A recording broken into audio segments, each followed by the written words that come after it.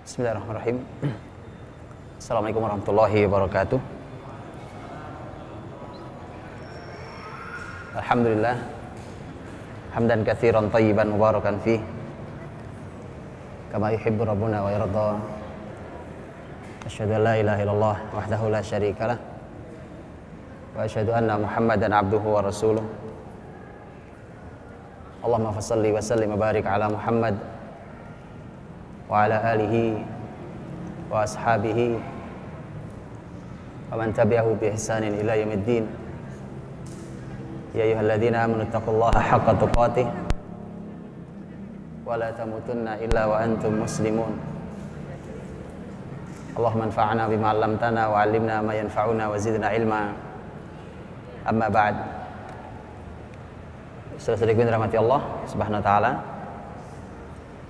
Bersyukur pada Allah Subhanahu wa taala kita hadir di Masjid Al-Huda Komplek Timah ini untuk membahas sebagai sebuah awalan untuk membahas tentang teladan kita, tentang manusia terbaik yang Allah hadirkan di muka bumi ini. Dan jazakallah Ustaz Asep sudah menyampaikan semuanya. Jadi saya tinggal sisanya saja. Karena sebenarnya sekitar 7 tahun lalu kurang lebih 7 tahun lalu saya sudah minta maaf ke Ustaz Asep. Jadi saat itu mungkin 7 tahun lalu orang bicara sejarah belum banyak gitu. Belum orang seantusias hari ini. Waktu itu saya datang ke rumah saya di Cijantung. Kemudian kita berbincang dari Isya sampai kurang lebih jam 12 malam. Ngobrol berdua aja beliau. Menyanyikan lagu kesedihan. Karena sedih melihat bahwa sirah nabawiyah atau sejarah Islam secara umum adalah ilmu yang ditinggalkan. Tidak ada kurikulumnya, tidak ada perhatiannya. Dan saya waktu itu baru mulai belajar juga dengan teman-teman di Cahaya Sirah. Sehingga saya sudah minta maaf Ustaz Asep, saya bilang saya terpaksa harus masuk juga gitu. Walaupun ahlinya adalah Ustaz Asep, sehingga saya masuk juga. Karena saya minta maaf pada beliau gitu. Saya mohon maaf kalau saya juga ikut-ikutan masuk. Dan alhamdulillah hari ini 2014, di penghujung 2014, bahkan sudah ada Akademi Sirah yang sudah hampir meluluskan. Belajarnya total hanya 72 jam. 72 jam kalau antum lihat salah satu hasilnya itu mengerikan, Pak. Karena bayangkan belajar sirah hanya sekitar 72 jam. Itu salah satu tugas akhir yang saya bimbing. Karena Akademi Sirah itu ujungnya adalah tugas akhir sebenarnya. Harus menulis ilmiah di 72 jam itu. Salah satu tugas akhir yang saya bimbing itu mengkritisi sebuah konsep yang sudah dijalankan 30 tahun. Jadi belajar sirah 72 jam itu mampu mengkritisi konsep yang sudah 30 tahun dijalankan. Seperti saya sampaikan tadi, karena memang peradaban hari ini peradaban yang ringkih sekali, Pak, lemah sekali. Dia kadang-kadang dianggap sebuah ilmu tapi ternyata bukan ilmu. Tadi Ustaz Asep bicara banyak tentang masalah psikologi segala macam ya. Saya tidak mau menambahi luka para psikolog karena saya sudah terlalu sering. Supaya antum semua tahu bahwa yang bicara itu bukan cuma saya. Saya nggak pernah janjian sama Ustaz Asep bicara tentang psikologi. Supaya antum tahu, asal orang belajar ilmu syariat dalam, orang akan tahu di mana penyakitnya. Makanya tidak pernah janjian pun beliau hari ini bicara tentang psikologi. Silahkan jangan berhenti kuliah. Ada yang kuliah psikologi jangan berhenti, gara-gara ini besok berhenti kuliah kan saya disalahkan oleh orang tua. Terus pelajari itu supaya antum tahu tidak ada yang lebih hebat dari konsep Islam. Dan seperti itu. Bahkan yang bicara ini bukan cuma Ustaz Asep, bukan cuma saya. Profesor Psikologi Islam hari ini, Profesor Malik Badri yang di Malaysia, beliau juga katakan itu, bahwa psikologi bukan ilmu. Beliau yang bicara, Profesor Psikologi Islam. Psikologi bukan ilmu. Saya punya rekamannya waktu beliau diwawancarai oleh TV Al Jazeera untuk bicara tentang itu, supaya kita tahu. Nah, tadi saya bilang salah satu yang saya bimbing di tugas akhir Akademi Sirah itu mengkritisi konsep bagaimana leading of change, bagaimana konsep perubahan yang ditawarkan oleh seorang pakar besar dari Harvard University yang sudah 30 tahun dijalankan dan sudah berjalan terus sampai hari ini, yang ternyata hasil perubahannya juga paling hebat hanya 30%. Di perusahaan-perusahaan, di lembaga-lembaga itu paling hebat hanya 30%. Ketika tadi saya sampaikan, bisa dibayangkan, hanya bermula dari Rasul yang terusir dari Mekah, karena memang Rasul diusir dari Mekah, lalu Nabi hijrah, kemudian Nabi pindah ke Madinah.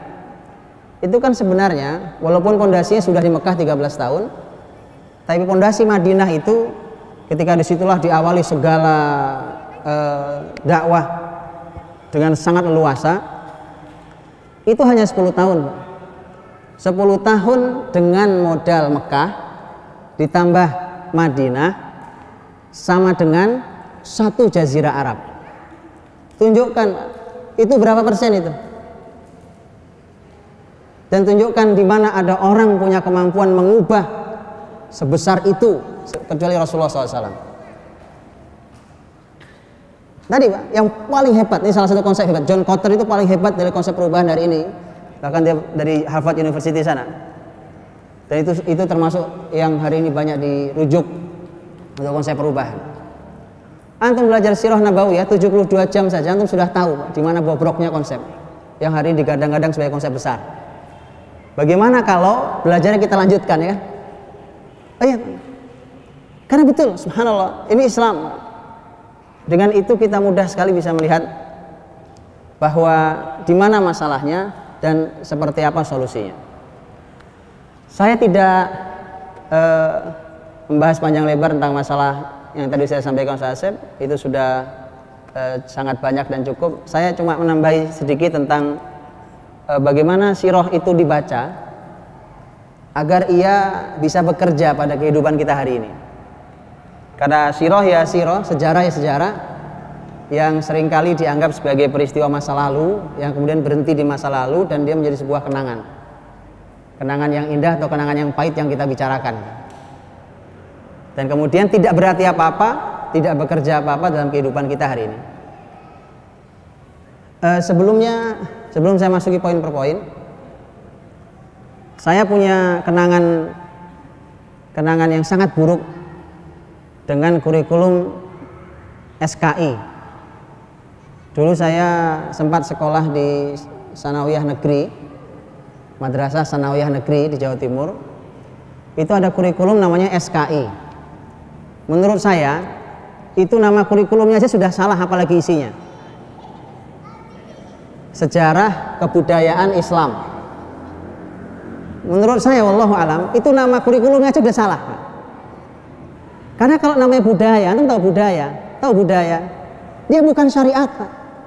Budaya terserah saya orang Jawa, umpamanya di Jawa ada budaya begini, terserah saya, mau saya ikuti tidak saya ikuti terserah saya. Kalau syariat tidak boleh. Kalau syariat, sesuatu syariat ditetapkan dia harus dilaksanakan, saya harus dilaksanakan. Makanya saya agak tidak setuju lah ya dengan kalimat SKI. Saya nggak tahu juga di mana.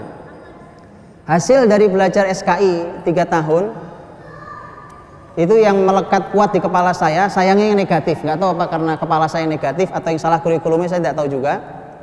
Tapi setidaknya insya Allah nilai saya terbaik lah di sekolah waktu itu ya. Apa mungkin kepala saya yang terlalu liar, saya juga tidak tahu. Tetapi yang nempel di kepala saya sayangnya yang jelek sekali. Mohon maaf, ini kesalahan fatal dan saya sampaikan bukan untuk menghina, tetapi untuk supaya antum tahu bahwa ini harus ada yang betul-betul dirombak ulang. Kalau kurikulum itu masih ada, ya kan? Harus dirombak ulang. Kalau sudah hilang sama sekali, sudah innalillahi wa inna ilaihi raji'un sekalian, ya kan? Sudah habis sudah kurikulum negeri ini. Yang masih nempel di kepala saya dan itu cukup lama saya untuk menghilangkan adalah kalimat yang hadir di kepala saya, entah dari mana datangnya, entah dari buku, entah dari guru yang menjelaskan. Ketika kami yang usia SMP tidak mengenal Rasulullah Sallallahu Alaihi Wasallam dengan detail, karena kita belum pernah belajar sirah nabawiyah, kita sudah belajar sampai kepada masa fitnah perang antara sahabat mulia Ali bin Abi Thalib dan sahabat mulia Muawiyah radhiyallahu anhu. Muncullah kalimat bahwa Muawiyah itu orang licik, Amr bin As itu seorang politisi yang sangat licin seperti belut. Kalimat yang sangat tidak sopan, mencederai akidah. Mencederai akidah. Rasul mengatakan la tasubbu ashabi, jangan kalian hina sahabatku. Itu akidah, itu bukan fikih, Pak. Itu akidah. Memuliakan sahabat Nabi SAW akidah. Karenanya kalau ada kelompok yang menghina sahabat Nabi pasti sesat, karena ini urusannya akidah. Maka dari itulah ini kenangan ini mudah-mudahan tidak ada di teman-teman yang lain. Karenanya begitu hari ini kita mulai mendalaminya, maka mudah-mudahan bisa menghadirkan yang lebih baik. Jadi kalau teman-teman di Akademi Sirah, mudah-mudahan ke depan juga ada yang membuat, diantaranya membuat kurikulum untuk negeri ini, level TK, SD, SMP, SMA, kampus, gitu ya. Mudah-mudahan ada yang membuatnya secara sistematis sesuai dengan usianya dan berurutan dengan baik. Alangkah luar biasanya itu. Dan cukuplah bahwa kalimatnya Ali ini bukan Ali bin Abi Thalib, tapi ini Ali putranya Husain, cucunya Ali bin Abi Thalib. Ali bin Husain yang mengatakan kunna nu'allam maghaziyan Nabi SAW kama nu'allam suratan minal Qur'an, bahwa kami diajari tentang perang-perang Nabi, tentang sejarah Nabi SAW seperti kami diajari salah satu surat dalam Al-Quran. Itu pula yang disampaikan oleh cucunya Sa'ad bin Abi Waqqas radhiyallahu anhu, yang nama siapa namanya? Sulaiman bin Muhammad bin Sa'ad bin Waqqas atau Ibrahim, cucu Sa'ad bin Waqqas, ketika mengatakan bahwa saya, kata beliau, diajari oleh ayah saya. Ini bicara adalah cucunya Sa'ad bin Waqqas radhiyallahu anhu. Saya diajari ayah saya tentang perang-perang Nabi SAW. Kemudian ayah saya berkata, hadhihi ma'athiru abaikum fala tudayyi'uha. Inilah jejak ayah-ayah kalian yang luar biasa itu, maka jangan kau sia-siakan ini, jangan kau abaikan. Itu kurikulum besar memang. Hanya tinggal bagaimana caranya supaya sirah nabawiyah atau secara Islam secara umum itu terbaca dengan baik oleh kita hari ini, dan bekerja, itu paling penting, bekerja untuk kehidupan kita hari ini. Saya berikan beberapa poin, mudah-mudahan bisa menjadi muqaddimah. Tentu nanti aplikasinya adalah ketika teman-teman mulai belajar di Akademi Sirah. Yang pertama adalah bahwa sirah nabawiyah ini secara khusus adalah sejarah Nabi Shallallahu Alaihi Wasallam, adalah merupakan aplikasi dari Quran dan Sunnah. Karenanya Quran tidak akan terbaca dengan baik kecuali dengan mempelajari sirah nabawiyah. Quran tidak akan terpelajari dengan baik kalau kita tidak membaca sirah nabawiyah. Antum tahu, sahabat Abu Hurairah bahkan pernah mengoreksi pemahaman tabi'in, gara-gara tabi'in hanya membaca ayat yang berbahasa Arab, tidak tahu latar belakang terjadi turunnya ayat itu. Ketika Allah SWT berfirman, wala tulqu bi aidikum ila tahlukah, jangan kalian lemparkan diri kalian pada kehancuran. Generasi tabi'in memahami salah ayat ini, karena bayangannya adalah, oh berarti kita tidak boleh melemparkan diri kita pada kehancuran dan segala macam. Karena waktu itu peristiwanya adalah ketika ada seseorang yang di medan pertempuran, di medan jihad, dia berlari langsung di pasukan musuh. Dia langsung lari masuk ke sana. Kemudian ada yang baca ayat ini untuk menyatakan perbuatan ini salah. Sama aja bunuh diri. Dia lari sendiri, kemudian dengan mengayunkan pedang kanan kiri, kemudian wala tulqu bi aidikum ila tahlukah, jangan kalian menghancurkan diri kalian sendiri. Abu Hurairah radhiyallahu anhu mengatakan, kalian salah menempatkan ayat. Itu gara-gara baca ayat tidak menggunakan sirah nabawiyah. Kalian salah menempatkan ayat. Ini ayat, hadhil ayat nazalat fina indama sa'at akhlaquna. Ini ayat turun pada kami ketika mulai buruk akhlak kami. Diturun tentang kami ketika akhlak kami mulai turun jatuh. Ketika muslimin saat itu mulai kaya, mulai banyak harta, mulai dibuka dunia oleh Allah SWT dengan penaklukan-penaklukan yang ada. Kemudian kami lebih senang untuk istirahat, untuk duduk dibandingkan pergi ke medan jihad. Kemudian turun, jangan kalian lemparkan diri kalian pada kehancuran. Artinya berarti justru kalau Anda tidak berjihad, justru itu kehancuran. Bukan kalau berjihad terus mati itu kehancuran, mati itu kemuliaan. Jadi karenanya sirah nabawiyah itu harus dipahami tidak terpisah dari ayat dan hadis Nabi Shallallahu Alaihi Wasallam. Itu poin satu, di mana mari kita baca sirah nabawiyah tidak terpisah. Karenanya di angkatan yang satu saya sudah pernah sampaikan pada teman-teman yang menulis.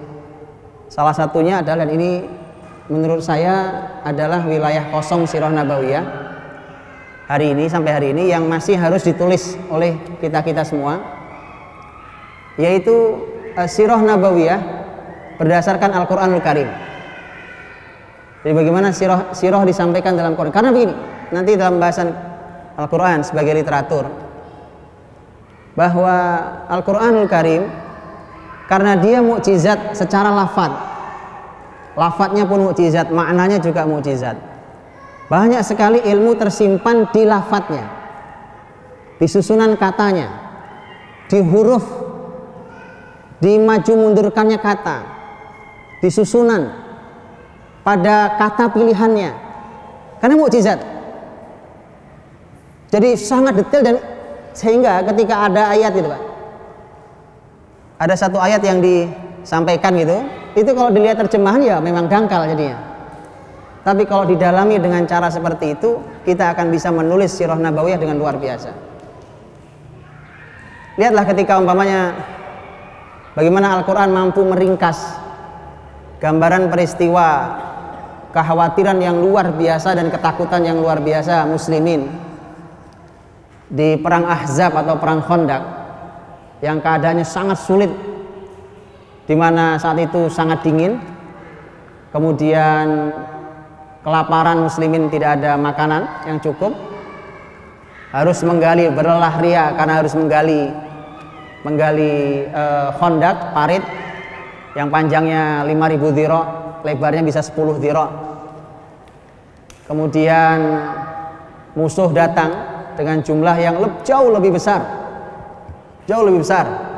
bahkan ada yang mengatakan bisa lebih besar dari keseluruhan jumlah penduduk muslimin di Madinah. Keadaan yang banyak poin itu Allah ringkas dalam surat Al-Ahzab dengan kalimat,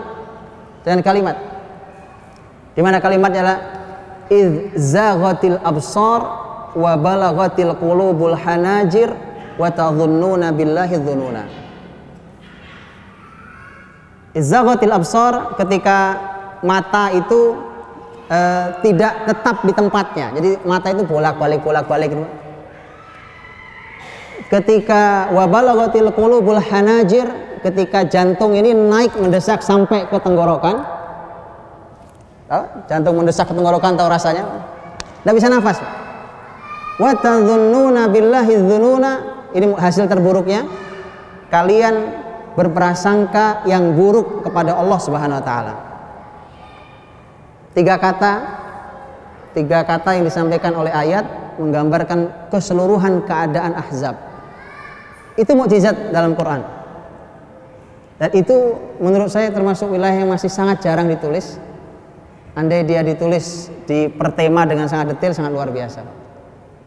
Yang jelas bahwa pahami sirah nabawiyah sebagai satu hal yang merupakan aplikasi kehidupan Rasul untuk kehidupan Islam, syariat Islam, baik Quran, hadis Nabi SAW. Di mana Quran dan hadis Nabi SAW itu penerapannya ya di dalam sirah nabawiyah itu, kehidupan harian itu. Saya berikan contoh. Ini perlu ilmu yang cukup detail dalam. Sebenarnya, nih Pak, ketika banyak pembahasan kita tahu dalam Islam laki perempuan dipisah, betul ya? Kita tahu dalam Islam laki perempuan ada batasnya. Pertanyaannya, sebenarnya batasnya itu sejauh mana? Kalau kita karang dengan kepala kita sendiri, nanti hasilnya bisa tasyadud, bisa tasahul, bisa terlalu kaku atau bisa terlalu sembrono. Taunya dari mana?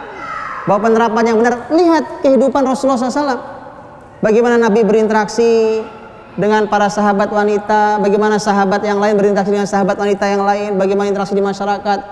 Itu baru nanti akan tahu ini aplikasi sebenarnya. Ini baru konsep aplikasi dari konsep Al-Quran dan Sunnah Nabi SAW.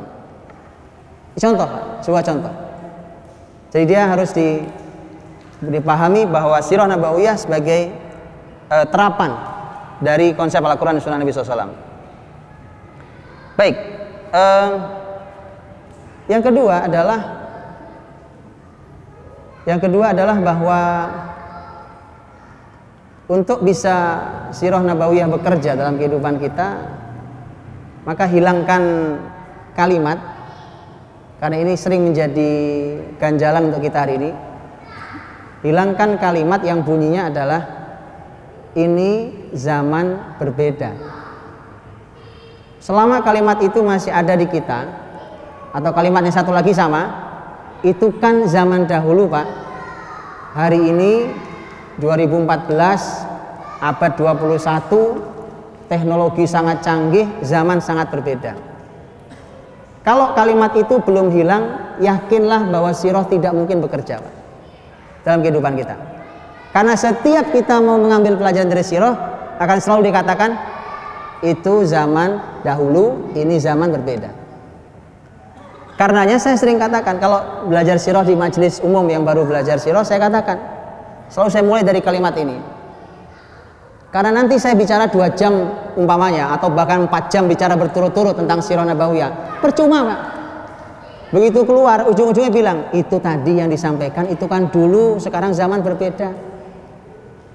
Makanya daripada capek-capek bicara, mendingan saya mulai dari awal, bahwa selama kalimat itu belum hilang, maka dia sirah tidak akan mungkin bekerja hari ini. Sederhana kalimat gampangnya. Kalau kalimat itu masih kita sampaikan, itu artinya bahwa kita tidak perlu Rasulullah Muhammad SAW. Karena Rasul itu masa lalu, 15 abad lalu. Bahkan kita lebih tidak perlu lagi terhadap sepertiga Quran yang isinya kisah umat sebelum Nabi Muhammad. Yuk kita buang saja kalau gitu. Kita buang saja. Ada yang berani buang kafir Pak. Ada yang berani buang ayat kafir. Lihat itu. Mengapa para ulama sirah, mengapa para ulama sejarah berlelah-lelah untuk menulis kitab berjilid-jilid tentang mengambil pelajaran sejarah Islam, sirah nabawiyah untuk kehidupan hari ini.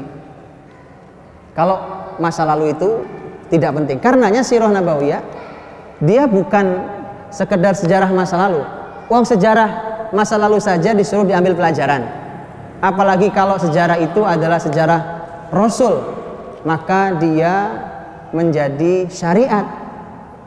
Syariat yang harus dipelajari, tentu dengan panduan Al-Quran dan hadis Nabi SAW. Maka hilangkan itu. Dan saya sering katakan, tunjukkan pada saya mana hal yang baru yang ada zaman ini. Nanti saya tunjukkan di sirahnya. Bahkan saya tunjukkan masalahnya sekaligus saya tunjukkan solusinya. Jadi kalau ada yang mengklaim bahwa hari ini baru, tunjukkan. Oh yang baru itu cuma alat Pak, modifikasi aja. paling begini kan.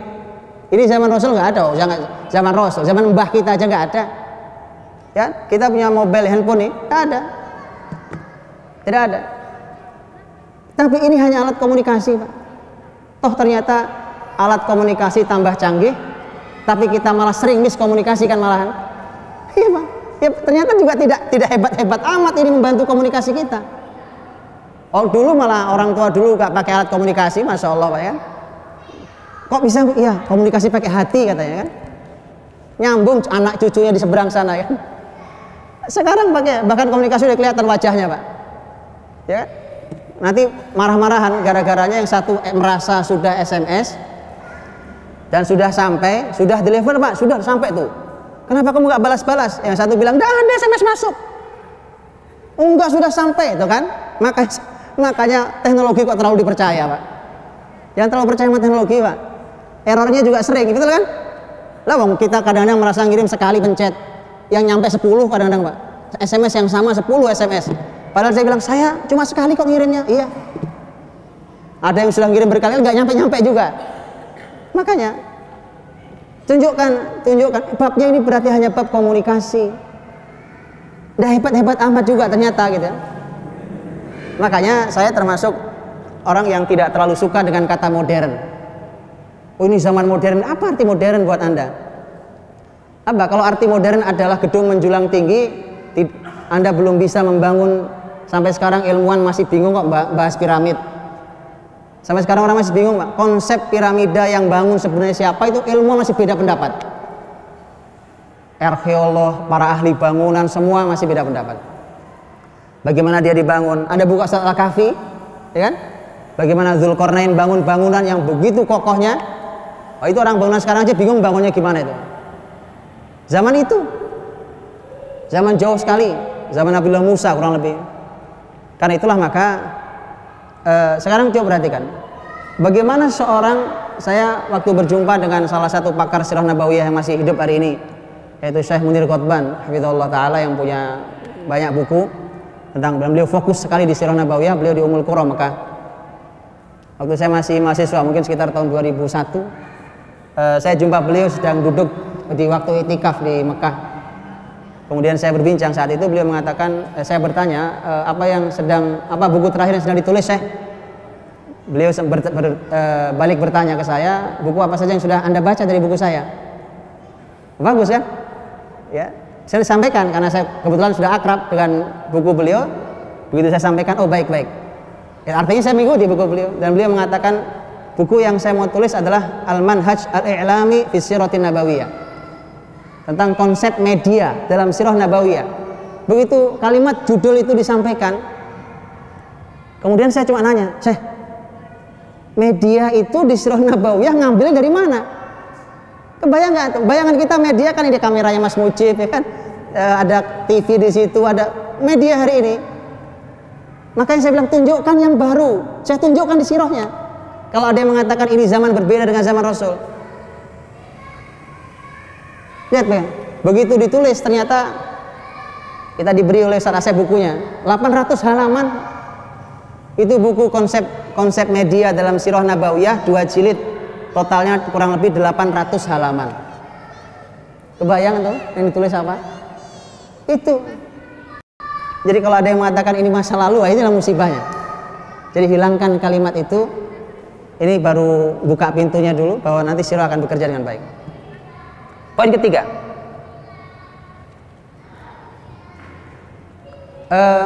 yang ketiga adalah bacalah dari literatur yang benar. Jadi tolong sirah nabawiyah atau sejarah Islam baca dari orang-orang yang benar-benar berkompeten. Dan saya ingatkan, hati-hati dengan susupan musuh Islam. Karena sejarah itu adalah ilmu yang mudah ditekuk kanan kiri karena dia elastis sekali dibandingkan ayat dan tafsir. Kalau ayat tafsir, itu gampang sekali ketahuannya. Tapi kalau sejarah, itu sangat mudah dibelokkan kanan kiri oleh musuh Islam. Karenanya bacalah sirah nabawiyah dari literatur yang sah. Kalau kita tidak tahu kualitas riwayatnya segala macam, ketahuilah siapa yang menulisnya, siapa yang menulis buku itu. Kalau tidak tahu juga penulisnya seperti ini bagus apa nggak bagus, nah tanyakan sama Ustaz Asep. Biar Ustaz Asep yang jawab, ya kan? Apakah penulisnya ini berkompeten, berkualitas apa tidak? Kan gampang, tinggal SMS beliau aja. Ada Ustaz Rafiq nih yang mudir Akademi Sirah kan? Atau tinggal SMS, ini kualitas penulisnya seperti apa gitu. Dan itu maka kita akan mendapatkan penjelasan. Kalau tidak kita akan sangat bingung. Apalagi banyak sekali musuh masuk dari sejarah.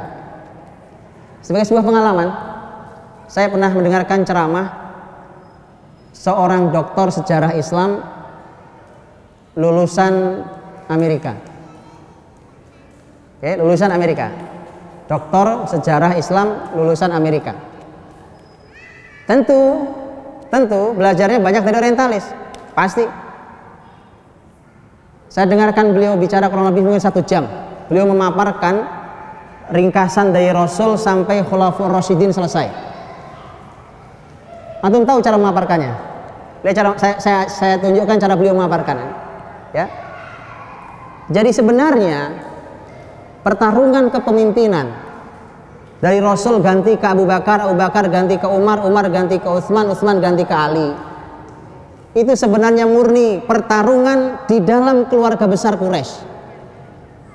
Karena Muhammad itu dari Bani Hashim Al-Hashimi, Abu Bakar itu At-Taimi dari Bani Taim, Umar itu Al-Adawi dari Bani Adi, Utsman itu Al-Umawi, kemudian Ali kembali Al-Hashimi.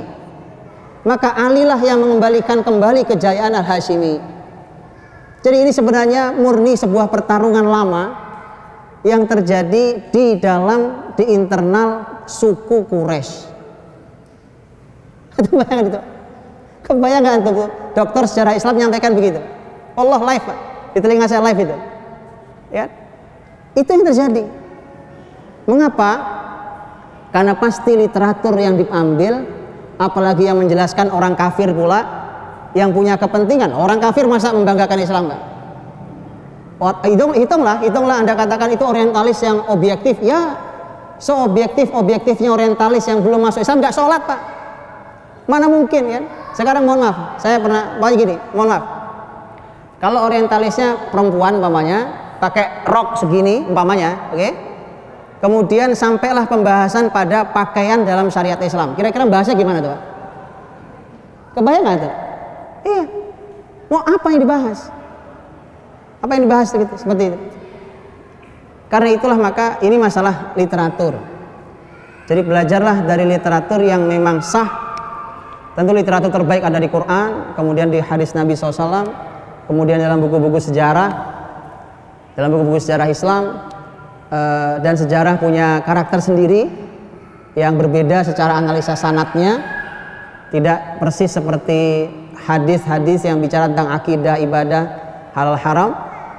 Nah, itu dijelaskan panjang lebar oleh pakar secara Islam, Profesor Dr. Akram D. Al-Umari di Muqaddimah 70 halaman buku beliau Sirah Nabawiyah Sahihah dan seterusnya. Ada literatur yang harus dikaji dan itu harus literatur yang benar dan sah. Nanti kita akan mendapatkan manfaatnya ketika kita mulai menjumpai kisah-kisah yang rawan menimbulkan masalah. Disitulah pentingnya kekuatan analisa tentang kualitas. Kalau masalah ada beda pendapat, ada khilaf di antara para ulama, wajar, di semua ilmu juga begitu.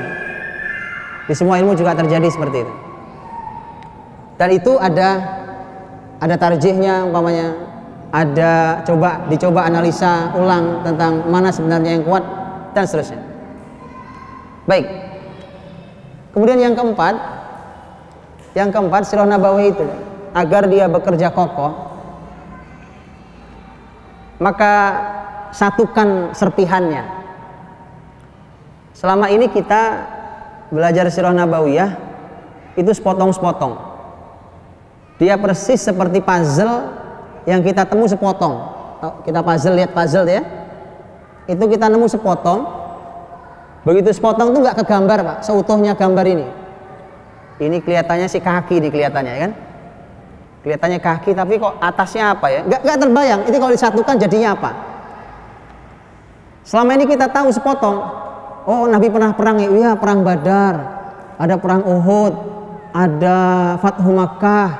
Ada peristiwa apa lagi? Oh, lihat Rasul SAW pernah berinteraksi dengan baik. Nabi lembut sama anak-anak. Nabi SAW pemimpin besar. Nabi punya tamu-tamu secara politis. Nabi membangun ekonomi Madinah. Itu kisahan serpihan-serpihan, Pak. Sepotong. Kita dapat sepotong, masuk sepotong. Begitu disusun, kepala jadi kaki, kaki jadi kepala. Jungkir balik gambarnya tidak tergambar utuh gambar Rasulullah SAW dan peradaban Islam itu. Itu yang terjadi pada kita hari ini. Jadi kita tidak pernah tahu ini sebenarnya gambar apa, dari mana memulainya, dan dari mana mengakhirinya kita tidak tahu. Kalau ini mau kita tiru ke kehidupan kita suguhkan, mas, nih, ini peradaban Islam, dikasih ke orang. Ini gambar apa, mas? Ini gambar apa? Gambarnya serpihan semua. Sepotong, dicoba disatukan, dipaksakan, akhirnya gambarnya berantakan. Maka dari itulah perlu memahami dari awal sampai akhir. Karenanya di Akademi Sirah itu targetnya memang yang mustawa satunya, level satunya menyelesaikan sampai selesai. Harus selesai. Kalau nggak selesai nanti kita mau bicara apa panjang lebar nggak utuh di kepala kita.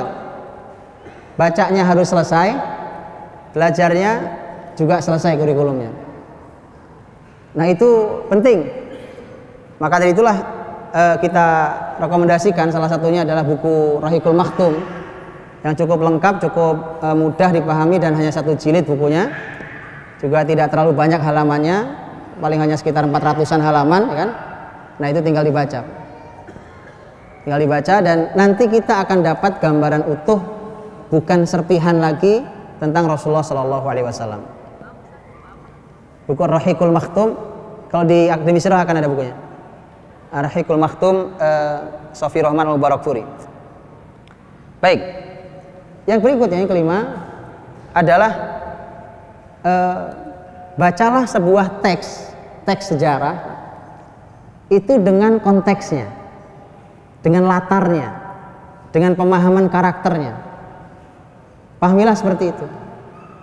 Jadi teks sejarah itu dipahami dengan karakter aslinya, dengan latar belakangnya. Saya berikan contoh. Karena kadang-kadang ini, Pak, kadang-kadang tidak terbayang oleh kita ini sebenarnya kayak apa gitu, Pak. Kita tidak akan mendapatkan kedalaman sirah ketika kita tidak memahami karakter itu. Umpamanya, ketika kita membahas tentang masalah, contohnya apa? Contohnya hijrah Nabi SAW, peristiwa besar, hijrah ke Madinah, dari Mekah ke Madinah. Itu ketika Rasul hijrah dari Mekah ke Madinah, gitu kan?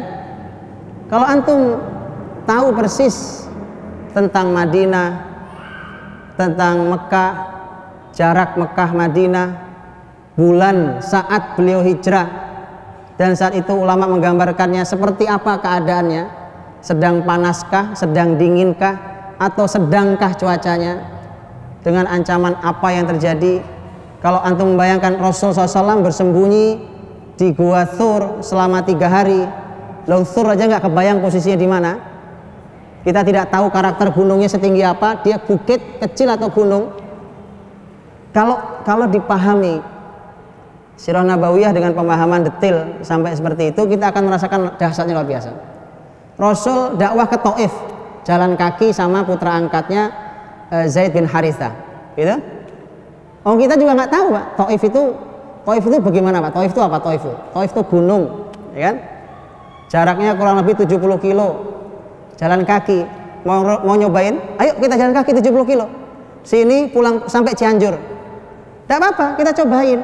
Biar antum tahu inilah dakwah Nabi. Persis naik gunung kok. Taif itu naik gunung. Sampai Taif dilempari.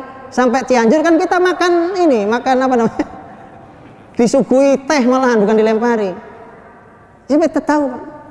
Itulah antum belum mau jalan ya sudahlah. Tapi antum pahami teks Sirah Nabawiyah sampai dengan konteksnya, dengan peristiwa itu harus dipahami betul.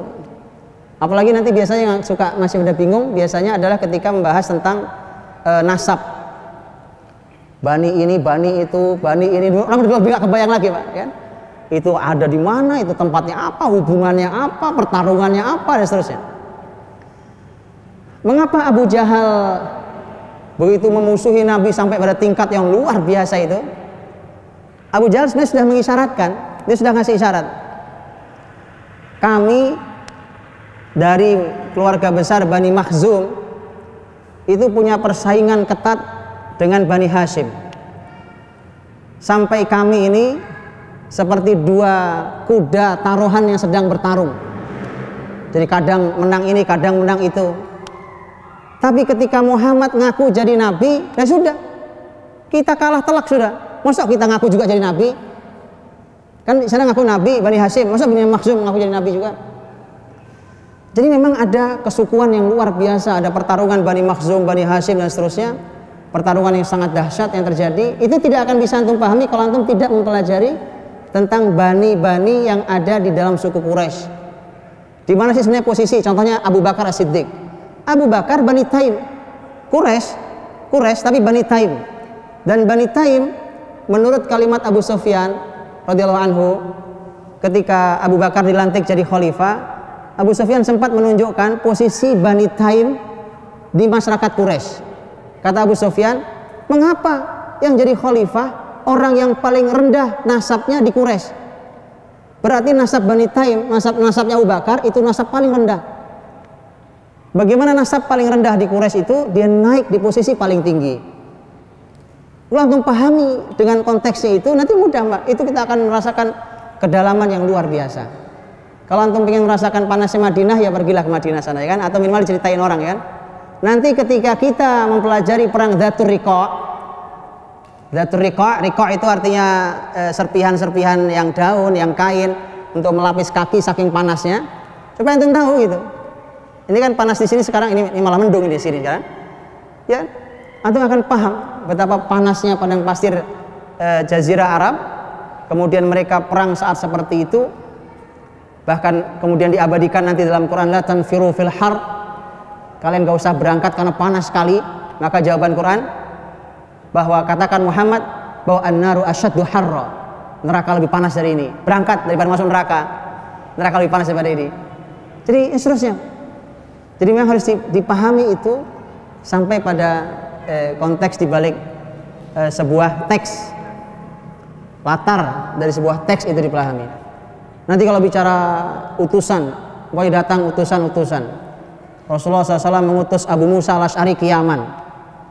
Antum akan tahu mengapa harus Abu Musa yang diutus. Ketika antum belajar Dihya bin Khalifah al-Kalbi jadi utusan Nabi ke Romawi, bawa surat Nabi. Kemudian Abdullah bin Hudzafah As-Sahmi dikirim ke Persia. Anda tahu mengapa yang dipilih ini, mengapa yang dipilih itu kalau tahu latarnya, Pak. Dan itu luar biasa. Mengapa mudah sekali seorang Mus'ab bin Umair yang orang asing bisa masuk membuka kota Madinah yang sangat mudah? Kalau antum pahami latar Mus'ab, antum akan tahu. Dan seterusnya. Baik. Sedikit lagi.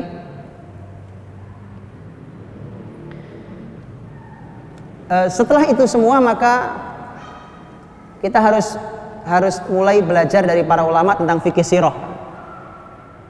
Fiqhus sirah atau fikih sirah itu bedanya kalau dengan sirah begini. Kalau sirah nabawiyah kisahnya. Kalau fiqhus sirah adalah ilmu yang kita dapat dari sirah nabawiyah.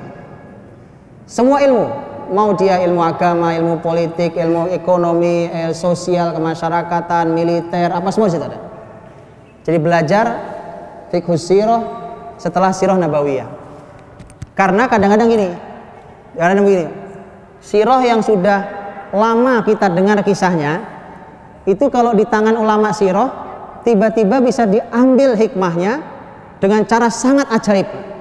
Kita nggak kebayang, oh bisa ya hikmahnya sampai ke sana. Saya berikan contoh Pak. Saya belajar sirah kan karena senang. Dari dulu saya senang sirah nabawiyah. Maka dari dulu saya suka baca sirah nabawiyah itu. Walaupun kurikulum di kelas saya sangat sedikit karena saya aslinya di hadis. Kalau di kelas saya banyak, di kelas saya sedikit sekali. Maka saya berjibaku luar biasa untuk membaca itu. Suatu hari ketika saya sudah lama membaca itu, dan kita semua bahkan juga sudah tahu, waktu Rasul wafat, Umar bin Khattab mendengar berita cabut pedang, betul?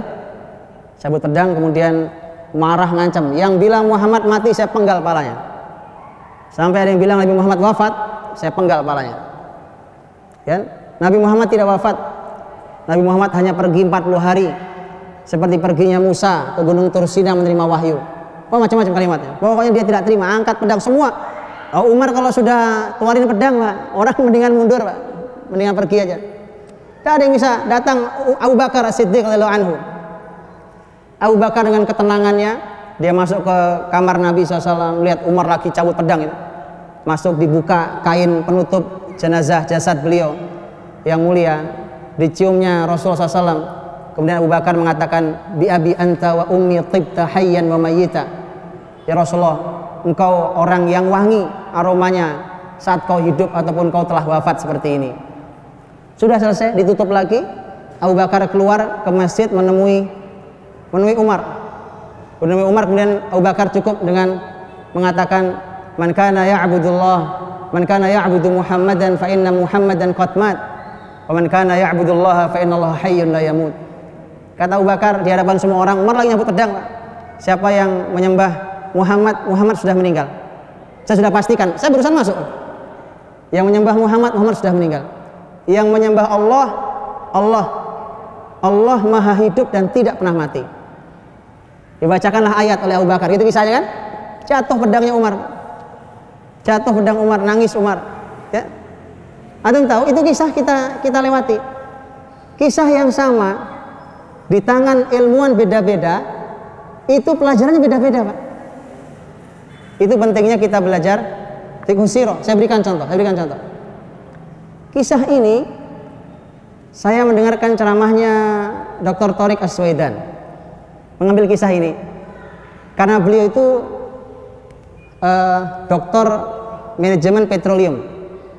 Jadi beliau belajarnya di Amerika belasan tahun, itu sampai S3 selesai, itu bidangnya manajemen. Ketika beliau ceramah yang judulnya kalau nggak salah ingat Rasul Qaid, Rasul sang pemimpin, beliau mengatakan gitu. Karenanya, kata beliau, orang itu harus memperkirakan keadaan yang paling buruk. Mengapa Abu Bakar sangat tenang menghadapi peristiwa wafatnya Rasul? Walaupun itu sedih pasti. Tidak sekaget Umar yang marah besar, karena Abu Bakar telah menyiapkan diri bahwa suatu hari Rasul akan wafat. Karenanya Abu Bakar ingat ayat bahwa Rasul akan meninggal. Innaka mayyitun wa innahum mayyitun. Kaum Muhammad akan mayit, akan meninggal, mereka juga sama akan meninggal. Dan seterusnya. Adapun Umar radhiyallahu anhu belum menyiapkan diri dengan keadaan yang paling buruk, kemudian ternyata keburu Rasulullah SAW wafat dan tidak siap untuk menghadapinya. Kemudian beliau bicara ilmu manajemen, Pak, panjang lebar ngomong manajemen tentang bagaimana merencanakan sesuatu, juga memperkirakan hal yang terburuk yang akan terjadi. Ini, Pak, lihat kan? Kisahnya udah lama kita dengar, di tangan ilmuwan berbeda. Saya kasih contoh yang lain di ilmu yang berbeda. Ini pentingnya belajar fiqh sirah. Kita mendengar kisah umpamanya bagaimana Khalid bin Walid radhiyallahu anhu ketika muslimin di perang Mu'tah, perang besar yang sangat legendaris itu, di mana di perang tersebut 3 panglima muslimin wafat syahid. Kemudian oleh Khalid diambil alih dengan kesepakatan sahabat, diambil alih, dan Khalid berhasil menarik mundur pasukan dengan selamat sampai Madinah. Itu kan kita baca di kisahnya. Tapi lihat apa penjelasan seorang jenderal militer, Mahmud Syed Khattab. Dia mengatakan di dalam ilmu militer, maju untuk menyerang musuh jauh lebih kecil resikonya daripada mundur menarik pasukan. Karenanya kalau mundur menarik pasukan itu nyaris susah ada pasukan yang selamat. Biasanya habis babak belur itu. Mundur pasukan lebih baik maju dengan resikonya jauh lebih kecil dibandingkan resiko mundur. Anda tahu mengapa Nabi SAW mengatakan ijtanibus sab'al mubiqat, jauhilah 7 hal yang menghancurkan. Di antaranya adalah al-firar yaumaz zahfi, lari dari medan pertempuran. Itu bukan cuma urusan di akhirat, Pak. Ternyata di dunia memundurkan pasukan itu jauh lebih sulit manajemennya, jauh lebih sulit pengaturan komandonya dibandingkan maju. Dan risikonya jauh lebih besar memundurkan pasukan daripada memajukan pasukan. Sehingga disinilah terbaca kecerdasan Khalid radhiyallahu anhu. Selama ini kita memahami kehebatan Khalid itu kalau maju menang. Ternyata ada yang lebih hebat dari itu, yaitu dia mundur, bawa pasukan besar dan tidak ada korban. Itu jauh lebih besar daripada Khalid maju dan menang. Nah, itu di tangan jenderal, kita nggak ngerti, ya kan? Itu makanya belajarlah fiqh sirah dari ahlinya. Kalau Mahmud Syekh Khattab memang jenderal, Pak, jenderal Irak, sudah meninggal. Dan beliau salah satu jenderal yang fokus di sirah nabawiyah, dan beliau berkali-kali ikut di pertemuan-pertemuan sirah internasional, para ulama sirah dan hadis internasional. Beliau sering, bahkan beliau memaparkan tulisan-tulisan dan makalah-makalahnya. Itu yang sebenarnya saya sangat rindu, Pak. Ada jenderal Indonesia yang ngerti sirah, ya kan? Ada ekonom Indonesia yang ngerti sirah, ya kan? Dewan Pertimbangan Presiden ngerti sirah, itu masya Allah, Pak. Sehingga solusinya solusi Islami, solusi Rasulullah SAW. Kayak tadi Mahmud Syekh Khattab, jenderal, ya kan? Di Pakistan juga gitu. Pakistan itu juga ada seorang jenderal yang itu mengkaji sejarah Khalid belasan tahun. Semua tempat yang ditunjukkan dalam sejarah Khalid pernah ada di situ didatangi oleh dia. Karena seorang jenderal, Pak, dia pengen tahu lihat langsung mana medannya. Saya mau lihat. Sebagai seorang jenderal dia paham mana medan perangnya Khalid. Itu setiap tempat yang pernah didatangi Khalid didatangi oleh jenderal itu. Dia nulis buku. Mungkin ini buku terbaik yang berbicara tentang Khalid bin Walid radhiyallahu anhu. Itu belajarlah dari pakar-pakarnya, dari sejarah, dari ahlinya. Dan yang terakhir, Pak, lanjutkan belajar sejarahnya. Karena setelah sirah nabawiyah, selain lanjutkan sebenarnya ada tema urutan. Mulailah dari sirah nabawiyah, kemudian lanjutkan belajar sejarah Islamnya. Urutan, ada tema urutan. Urutan itu penting. Saya beberapa kali susah menjawab ketika di forum sirah baru ngaji. Kemudian pertanyaan orang begini Pak, susahnya belajar sejarah Islam itu, ngomongnya udah susahnya, Pak. Jadi nggak indahnya kan? Susahnya belajar sejarah Islam itu, kita harus membaca tentang peperangan sahabat. Itu kita bingung, Pak, gimana yang benar itu. Orang belum berurutan belajarnya, Pak.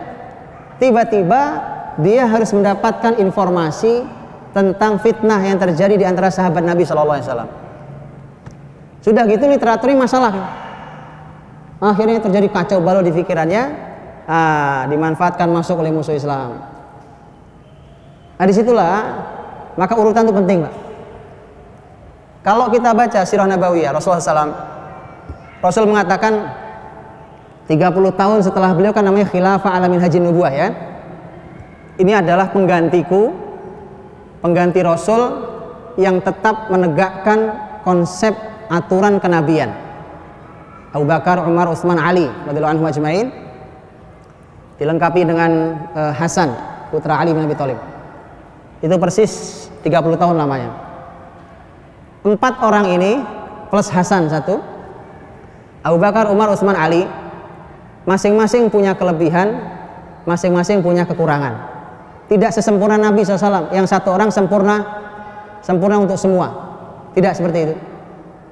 Maka kita akan bisa membaca, kalau kita sudah selesai belajar sirah nabawiyah, terus belajar Khulafaur Rasyidin, kita akan jumpai, Pak, bahwa 4 orang ini adalah merangkum sekaligus mengembangkan Rasulullah SAW. Merangkum artinya bahwa untuk seorang Rasul, kesempurnaan Rasul itu baru bisa diterjemahkan oleh 4 orang. 4 orang selama 30 tahun, gitu. Yang satu lagi adalah ini mengembangkannya karena ada hal-hal baru yang mungkin muncul, umpamanya konsep kenegaraan. Konsep kenegaraan kita tahu Umar membuatnya. Ini konsep ini di zaman Rasul belum ada, belum diperlukan. Umpamanya harta negara. Zaman Rasul asal dapat ghanimah hari ini dibagi habis. Nabi pernah habis sholat asar, Nabi begitu salam, assalamualaikum, assalamualaikum.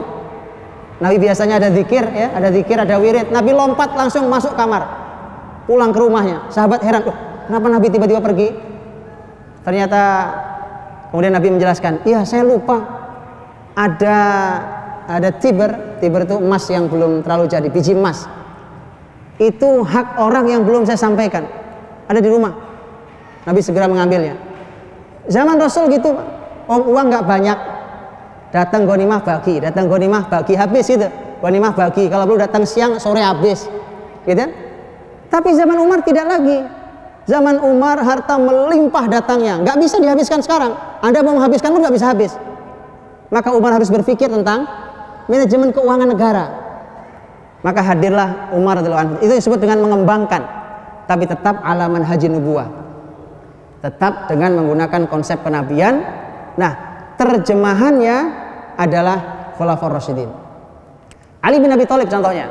Ali bin Abi Thalib radhiyallahu anhu, kalau mau berbicara tentang fitnah, bagaimana solusinya, bagaimana menyikapinya, bagaimana menghadapinya, tidak ada tempat terbaik untuk belajar itu kecuali dari Ali bin Abi Thalib. Karena di zaman beliau Allah ingin menunjukkan begini cara generasi terbaik menyelesaikan fitnah yang terjadi di masyarakatnya. Ini diambil alih kepemimpinan langsung oleh Ali bin Abi Thalib, dan ini dia tetap ala manhajin nubuwah, di atas manhaj kenabian. Maka mereka menerjemahkan, membangkanya. Terus begitu kita akan belajar zaman terbaik itu sampai nanti Islam terus besar dengan fluktuasi yang ada dari mulai Bani Umayyah, Bani Abbasiyah. Dengan ini peradaban manusia, mungkin ada yang salah, ya, ada kesalahan pasti peradaban manusia, ada kemuliaannya. Terus begitu sampai kemudian di timur ada kebesaran Bani Abbasiyah, di barat ada kebesaran Bani Umayyah di Andalus, dan seterusnya.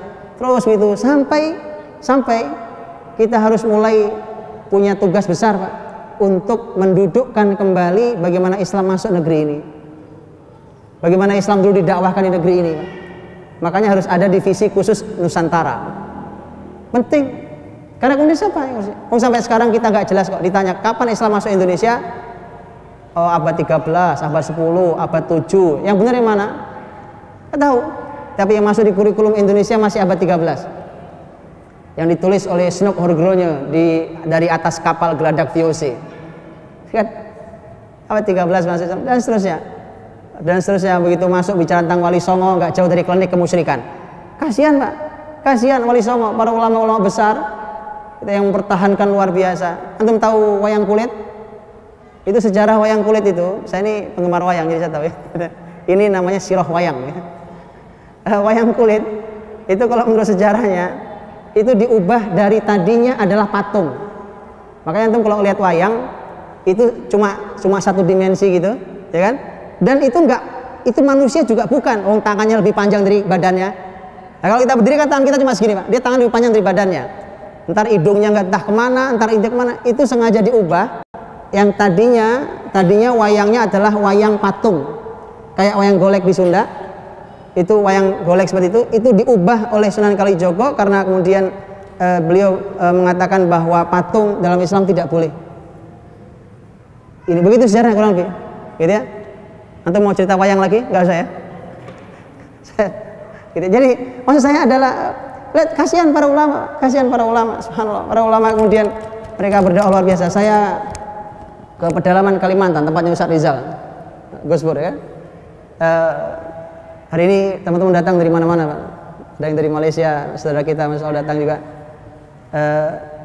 Jadi masuk ke pedalaman beliau nih di Kabupaten Pasir, di Kalimantan Timur, ya. Begitu masuk Kabupaten Pasir, itu kan ada kerajaan, Pak, kerajaan Pasir.